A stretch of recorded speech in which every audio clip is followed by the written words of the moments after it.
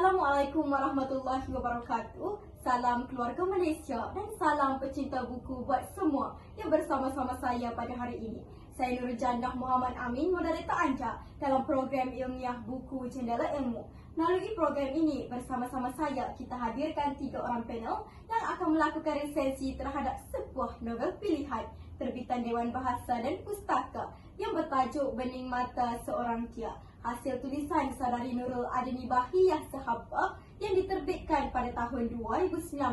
Novel ini mengandungi 111 halaman bercetak. Sebelum kita pergi lebih jauh, saya perkenalkan terlebih dahulu panel yang pertama. Di sebelah kiri saya, Saudari Siti Nur Syafiqah selaku pengerusi Kelab Bicara Ilmu. Apa khabar saudari? Baik, Alhamdulillah.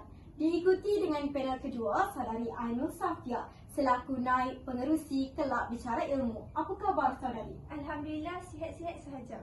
Dan yang di hujung sekali tersenyum manis dari tadi, Saudari Ismahani Batrisha selaku setiausaha Kelab Bicara Ilmu. Apa khabar saudari? Baik, Alhamdulillah. Terima kasih kepada ketiga-tiga panel kerana sudi bersama-sama saya pada hari ini. Baiklah, tanpa melengahkan masa, saya persilakan Saudari Syafiqah terlebih dahulu untuk berceritakan secara ringkas tentang sinopsis novel Bening Mata Seorang Tia. Dipersilakan saudari. Terima kasih saudari moderator. Baiklah, novel Bening Mata Seorang Dia adalah novel yang sangat istimewa bagi saya. Menceritakan kisah hidup Azrai Hana yang kehilangan ibu akibat kanser payudara. Kehilangan ini menyebabkan Azrai Hana hilang arah untuk meneruskan kehidupan sehariannya. Kehilangan ibu pada usia yang muda menyebabkan Azrai Hana dan adik-beradiknya yang masih kecil bergantung sepenuh harapan pada kasih sayang seorang ayah.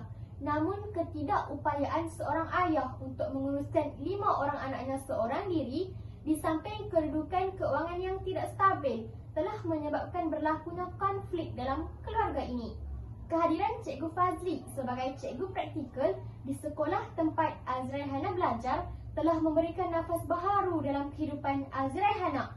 Cikgu Fazli sering memberikan kata semangat kepada Azrai Hana untuk berjaya dalam kehidupan dan menanamkan kecintaan Azrai Hana dalam dunia penulisan puisi sehingga Azrai Hana sedikit demi sedikit dapat melupakan kesedihannya dan menanam cita-cita untuk menjadi penulis suatu hari kelak.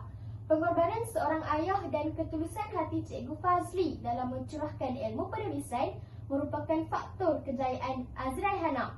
Kasih sayang dan ketulusan hati kedua-duanya terpancar dari kedua-dua bening anak mata mereka.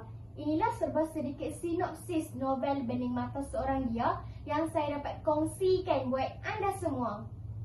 Wah, mendengar sinopsisnya sahaja sudah menarik. Saya pasti selepas ini ramai yang teringin untuk memiliki senaskah novel ini. Terima kasih saudari. Sama-sama saudari.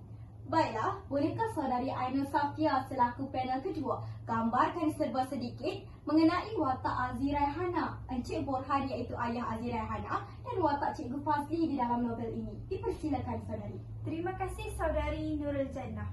Setelah selesai membaca novel ini, dapat saya simpulkan bahawa perwatakan Azrai Hana sebagai watak utama dalam novel ini digambarkan sebagai seorang yang tabah mengharungi cabaran dan gigih berusaha.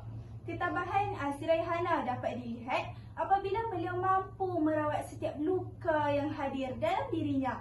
Manakala sifat gigih berusaha pula jelas terbukti apabila beliau sanggup menaiki kipas ke kota baharu untuk mengikuti bengkel penulisan. Manakala Encik Borhan iaitu ayah Azrai Hana pula digambarkan memiliki perwatakan yang setia dan bertanggungjawab.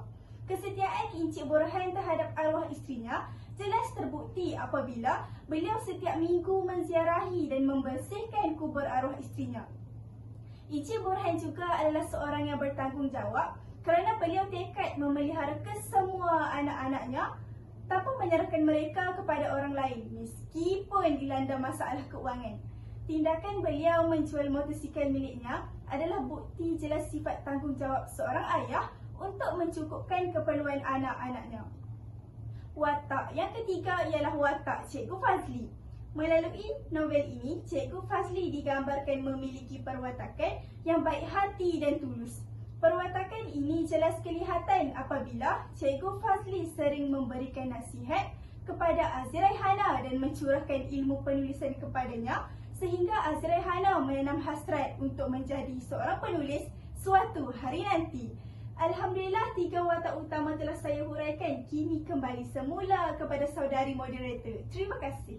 Begitu jelas penerangan saudari Ana Safia mengenai watak dan perwatakan di dalam novel ini. Selain daripada watak Azraihana, Encik Borhan dan watak Cikgu Fazli, bolehkah saudari nyatakan beberapa lagi watak yang terdapat di dalam novel Benih Mata Seorang Dia? Ya, boleh. Antara watak lain yang terdapat dalam novel ini adalah seperti watak Kak Ida, iaitu kakak sulung Azraihana, Mak Ana, Tok Ayah dan rakan-rakan baik Azraihana, iaitu watak Sucin, Tiana dan Adeline. Kesemua watak ini memainkan peranan penting dalam menyempurnakan pengembaraan kehidupan Azraihana sehingga terbitnya novel yang bertajuk Benih Mata Seorang Dia. Wah, hebat perkongsian yang telah disampaikan oleh saudari Ainul Safia sebentar tadi. Terima kasih saudari. Sama-sama saudari. Baiklah, kita telah sampai ke bahagian ketiga, iaitu lisensi mengenai gaya bahasa. Untuk memberi penjelasan mengenai gaya bahasa, saya mempersilakan panel yang ketiga kita, saudari Ismahani Batrisha. Dipersilakan saudari. Terima kasih saudari moderator. Secara peribadinya, buku ini sangat sesuai dibaca oleh semua golongan, sama ada tua, muda, lelaki maupun wanita. Bahasa yang digunakan sangat menarik serta mudah untuk difahami. Jadi, dapatkan segera di pasaran dengan tawaran harga ringgit Malaysia RM9.90 sahaja. Baiklah, terdapat banyak gaya bahasa yang digunakan di dalam novel ini. Namun di sini saya akan huraikan 3 sahaja gaya bahasa, iaitu gaya bahasa yang digunakan ialah gaya bahasa metafora, simili dan sinkof. Gaya bahasa metafora ialah gaya bahasa yang menggunakan bahasa kiasan yang tidak menggunakan kata-kata bandingan. Contohnya melalui ayat, air mataku jatuh menjurai di pergunungan pipi apabila teringatkan peristiwa itu. Perkataan pergunungan pipi merupakan penggunaan gaya bahasa metafora di dalam ayat ini. Baiklah, gaya bahasa yang kedua pula ialah gaya bahasa simili. Simili ialah kiasan yang membandingkan dua benda yang berbeza tetapi ada persamaan. Contohnya melalui ayat, ayah menyoal dengan mata yang tajam, bengis, menyingar seperti harimau kelaparan. Penggunaan perkataan harimau di dalam ayat ini merupakan penggunaan gaya bahasa simili. Gaya bahasa yang ketiga pula ialah gaya bahasa sinkof. Sinkof bermaksud singkatan seperti penggunaan perkataan. Tak untuk tidak, ku untuk aku, mu untuk kamu. Saya kira saya sudah selesai menjawab soalan saudari moderator. Terima kasih. Terima kasih saudari Ismahani Batrisha. Cukup jelas penerangan yang telah disampaikan oleh saudari. Baiklah, selesai huraian mengenai sinopsis, watak dan perwatakan serta penggunaan gaya bahasa. Tetapi bagaimana pula dengan nilai murni dan pengajaran yang boleh diambil melalui novel ini? Justru suka untuk saya ajukan soalan ini kepada saudari bertiga. Bolehkah saudari bertiga kongsikan kepada kami apakah nilai murni dan pengajaran yang boleh diambil melalui novel ini? Kita persilakan saudari Syafiqah terlebih dahulu. Dipersilakan. Mudah saja saudari. Bagi saya, sifat rajin berusaha pasti membawa kejayaan. Kegigihan Azraihana dalam menuntut ilmu menghasilkan kejayaan yang boleh dibanggakan oleh semua. Saudari Ainul Safia, saudari pula bagaimana? Bagi saya, nilai murni yang dapat saya kongsikan melalui novel ini ialah sifat setia kawan amat penting dalam sebuah persahabatan. Persahabatan antara Azraihana, Sucin, Tiana dan Adeline ibarat isi dengan kuku di mana mereka saling memberikan pertolongan antara satu sama lain. Saya setuju dengan saudari Ainul Safia dan saudari Syafiqah. Saudari Ismahani, saudari pula bagaimana? Pada pandangan saya, nilai murni yang paling istimewa di dalam novel ini ialah sifat kasih sayang seorang ibu dan ayah dalam membesarkan anak-anak. Encik Borhan telah sedaya upaya cuba untuk menjaga, melindungi dan mencukupkan keperluan Azraihana dan adik-beradiknya walaupun di dalam kondisi keuangan yang tidak stabil. Lengkap, ringkas dan padat. Terima kasih kepada ketiga-tiga saudari kerana sudi berkongsi ilmu dan pandangan mereka mengenai novel Benih Mata Seorang Dia.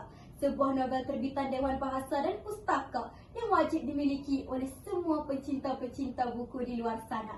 Kesimpulannya, Novel Bening Mata Seorang Dia adalah sebuah novel kehidupan yang begitu padat dengan nilai murni dan pengajaran yang perlu diambil oleh setiap pembaca. Saya dan ketiga-tiga panel sudah selesai menamatkan bacaan. Anda bila lagi? Ayo dapatkan buku ini di kedai-kedai buku yang berdekatan. Sebelum saya menutup tirai bicara, suka untuk saya kongsikan madah kata santapan minda untuk semua. Buku selalu memberi sayap-sayap baru yang akan membawa terbang ke taman-taman pengetahuan yang paling menawan. Buku adalah pembawa peradaban. Tanpa buku, sejarah itu sunyi, sastera itu lemah, sains itu lumpuh, pemikiran dan spekulasi terhenti. Maka, buku adalah mesin perubahan jendela di dunia. Akhir kata, kami berempat ucapkan ribuan terima kasih kerana sudi menonton sehingga akhir rancangan. Sekian, terima kasih.